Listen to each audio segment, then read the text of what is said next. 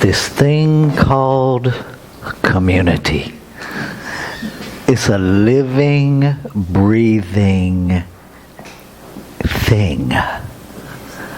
And some days it runs amok. And some days it is so blissfully amazing, we think we're in heaven. And it's everything in between. So let's start with the thing itself. What is, when Holmes talks about the thing itself, he's talking about the infinite, the unseen. He goes as far as to say, no one has ever seen it, and no one really knows what it is. And yet, we gather and take classes to learn what it is. Right? I had that same, I'm like reading it. Well, then why do I do what I do? And it's a fair question. And he actually answers that because it's about discovery. It's not about education. It's not about learning about something out there. It's about discovering what's in here. So, in that context, we already know it. And I refer to it as it because it has no gender and it has all genders. It's not just people, it's everything. From the dust on the floor to the stars. So how can it be anything other than an it, in all fairness? Now, if that rubs you the wrong way, come take a class and we'll work it out. Because really, I just flat refuse, so you should probably know this about me, to say that humans are made in the image and likeness of God and then refer to it as a male excludes way too many people for me. Can't do it, won't do it. I could, I won't. Because look around, and you are looking at the image and likeness of the infinite. Everywhere you look, you are looking at the image and likeness of the infinite. Even when those come into your viewfinder that you want to get out of your viewfinder, you are looking at the image and likeness of the divine. Just take that in a minute. All that list of don't go there people, those are the image and likeness of the divine too. And I suspect when we get to the nuts and bolts of those people, places, and things, it's the behavior that we have issue with. It's the effect that we have issue with. The thing itself, changeless. Changeless. Us? Always changing. Always changing. Why? We are an effect of belief. We are an effect of thought. Our very physical presence is effect. We are not our bodies. We are what's traveling in our bodies. The body is a container. Ernest Holmes, rumor has it, Ernest Holmes referred to these as our meat suits. Right? The physical body as our meat suits. It's really no different than our car, than our house that contains something. And when we begin to understand that every container contains the same thing. The same changeless substance. I don't know about you, but that begins to bend my human mind a bit. Because everywhere I look, I see different. Oneness does not equal sameness. Difference does not equal separation. The divine creates in multiplicity. No two things alike. And when I sit with that and imagine why, well, rationally, logically, the only thing I can come up with is an infinite beingness can't make more of itself. Right? It's already infinite. You can't add to infinite. It's already everything. What can it increase? What can it multiply? Experience. How does the infinite experience itself in newness? By creating something new. So you are an expansion of the divine's experience of itself. Now, if that doesn't give you some goosebumps, we need to talk. You are that intentional. The divine wants to experience itself as you. So here you are. And it used the principle and the physical law of biology to get you here. But you started in divine mind. You exist in divine mind. You are eternal in divine mind. So even when you leave this physical container, you ain't leaving. You are eternal. No end. That used to scare me because I used to be confused about who I am. And who I was, trust me, none of us wanted him to continue. And that was just my behavior. It was not the truth of who I am. Why do we focus on spiritual law? Because spiritual law never operates against itself.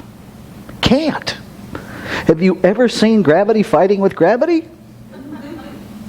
No. Purple, how do you get purple? Red and blue. Have you ever seen someone mix red and blue and the paint refused to turn purple? Not doing it for you. Did it for those other kids, but not you. It's a principle of science. When you mix these two colors, you get this one.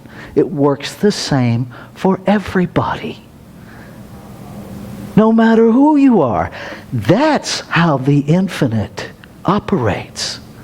It doesn't have favorites. It doesn't care. Hey, Tom and Reggie, it doesn't care who your football team is. It just doesn't care because it's not competing with itself. We get to play in that realm, but this idea that I'm going to pray my team to win over your team, there's no power outside that's doing the, well, you know, he did have that many receptions this week, and, you know, so their coach is pretty cool, so yeah, let's let this team win. That's not how it works. Because then the infinite would be playing favorites. And since there's only one of us here, who shall it pick? I mean, seriously, when we really wrap ourselves around that, there's, 2, 4, 6, 8, there's 20 plus people in this room, and there's only one of us here. Gets a little confusing. I submit to you that the biggest dance we will ever do is exploring the oneness as individualized expressions of it. Allowing ourselves to be uniquely individualized expressions and still know that we're not separate from any other uniquely individualized. Right? That we're supposed to be different. We're just not supposed to believe we're separate.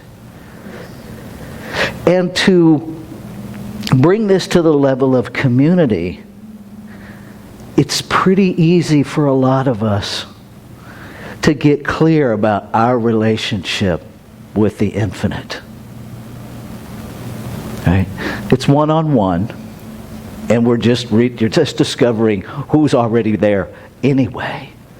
It gets a little more complicated doing that with 20, 30, 40, 50 people. Because we quickly get distracted by behaviors. And all of a sudden, I am not one with you, and you couldn't pay me to be. Anybody had that? I'm the only one who's ever had that thought? Right? Or we have an election cycle coming up. We'll see who has those thoughts. See, and there it is. So here's the other piece of community. Yes, we are a community, but you reside in a much bigger community called humanity. And our opportunity is to love the way creation loves us. Because if we are here to be it in form, perhaps we might want to start owning that, embodying that, living that. When was the last time you got a message from your Creator that said, when you get your shit together, I'll love you? When was the last time, when you pay your bills, I'll give you your abundance? When you do things my way, I'll bless you. That's not what we teach. And I don't believe for 1 minute that there's a grain of truth in it. The infinite gives first. The infinite gives first. It gives of itself to itself. Are we willing to give first? Do we come to Sunday service to get before we give? I've had people, when every once in a while, you want to see where the consciousness of a community is as a minister, all I have to do is start the service with the offering. And watch people go sideways. The one time I did that, I got so many emails telling me it is unethical for me to ask for money before I give them something. Check your own thoughts. It's easy to look at them. It's easy. But we each get to examine, am I coming here to get? Or am I coming here to give? Because I promise you, if you give first, you won't be able to absorb all that you get. It will overflow. But if we have to get first, we're turning the tap. You were born with the tap open. Stop closing it. The infinite gives. Just let it flow through you. I invite you to actually take the tap out. Disconnect it. Be an open channel. The Cherokee teaching that I got living on the koala for 2 years is to be a hollow bone. always to be a hollow bone, no obstruction to the flow of Creator. I invite you, see yourself in community as a hollow bone. Ask, not outside of you, ask inside of you. What is yours to do in community? Because we all got different roles. That's the human level. But let the spiritual wisdom inform that. And then show up. And if somebody wants to do something that you find yourself being a bit territorial about, stop it. It's that simple. Just stop it. If you find yourself feeling territorial, just pause and ask yourself, what would not be available to me if God became territorial? Right? Begin to question yourself, not from a place of guilt, shame, and blame, but from a place to get answers that will grow you.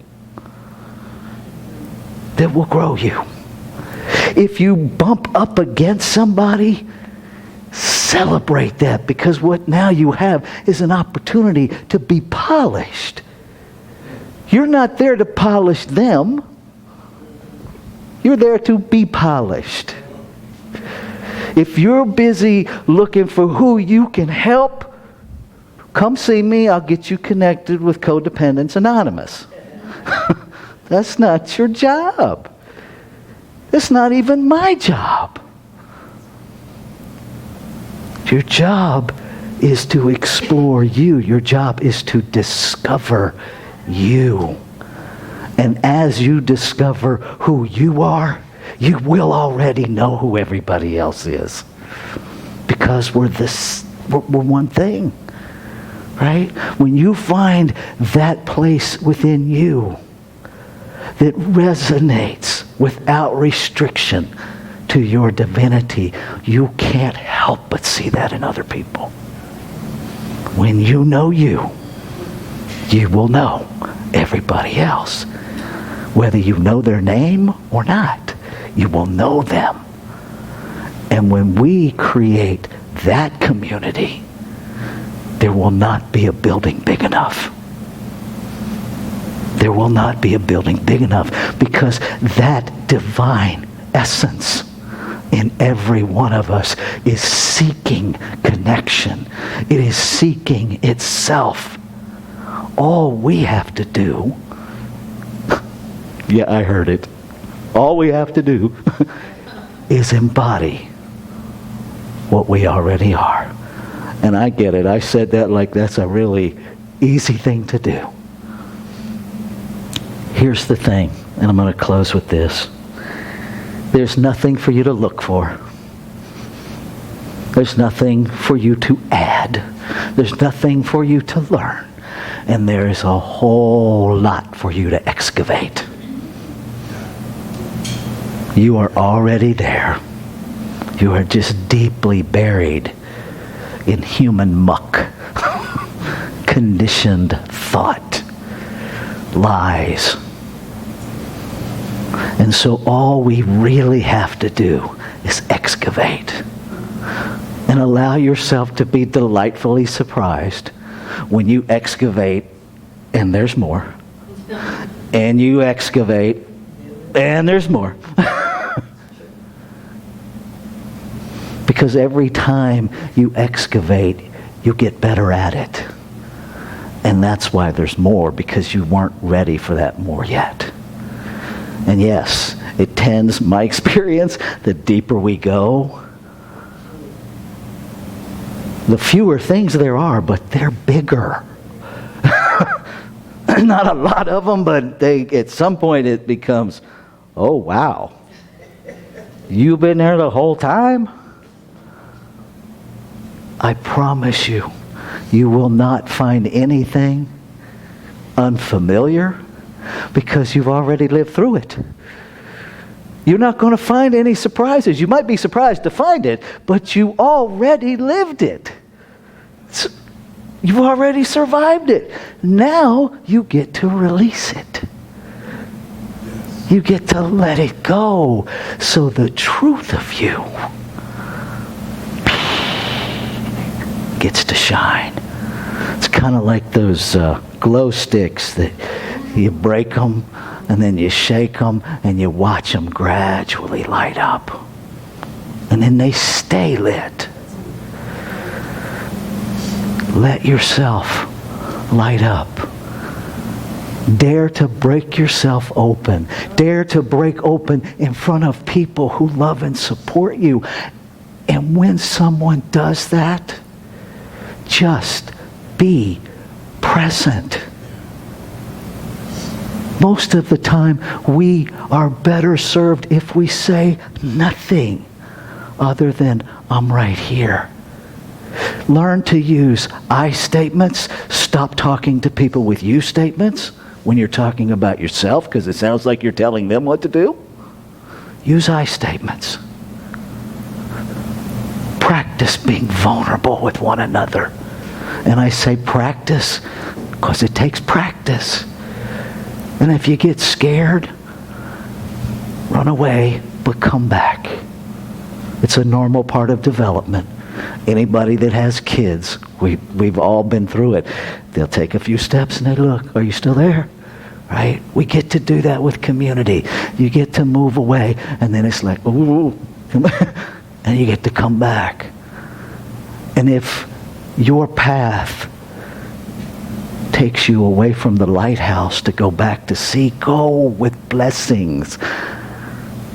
And if you become weary on your journey, the lighthouse is still here. Come back. It's a saloon door. You get to come and go as the divine calls you. And you get to stay owning your place, whether you're in a chair or whether you're online or whether you're just mentally connected. You choose how you're connected. You choose. Choose wisely. Let's take this into prayer. And so I know in the very center of my being that there is one infinite something that is no thing, and yet it is everything. I know it to be pure love. I know it to be pure light, pure joy, pure peace, awe and wonder. I know it to give from its infinite abundance without qualification, without restriction. It simply gives to itself, and it receives from itself. It acts in accordance with itself. I know this is the essence of my being. I know that I am created out of it, by it, to be it.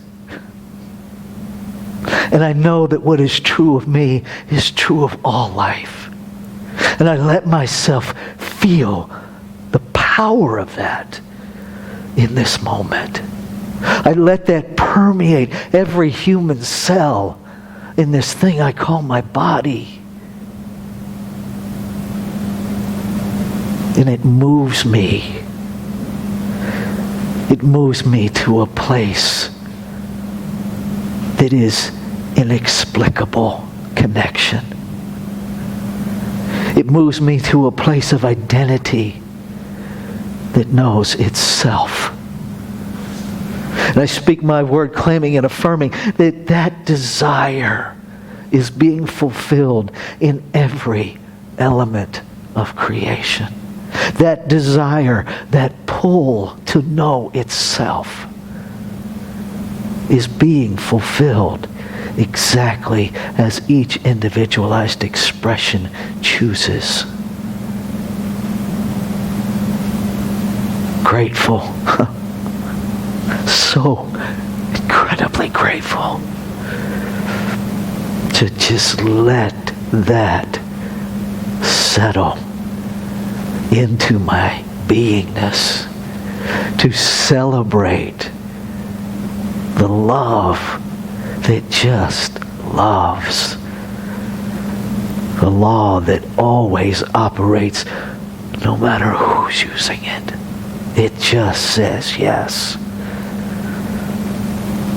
And so I am careful with my yes. I'm careful with how I direct, striving to always be in alignment with the truth, the changeless truth of my being. Grateful for the opportunity to serve. Grateful for the opportunity for the self to meet the self over and over again. As if it is brand new every day. Grateful, grateful, grateful. And so from this gratitude, in this gratitude, filled with this gratitude, I release my word, knowing it is the word of the infinite spoken in, through, and as this thing I call my body.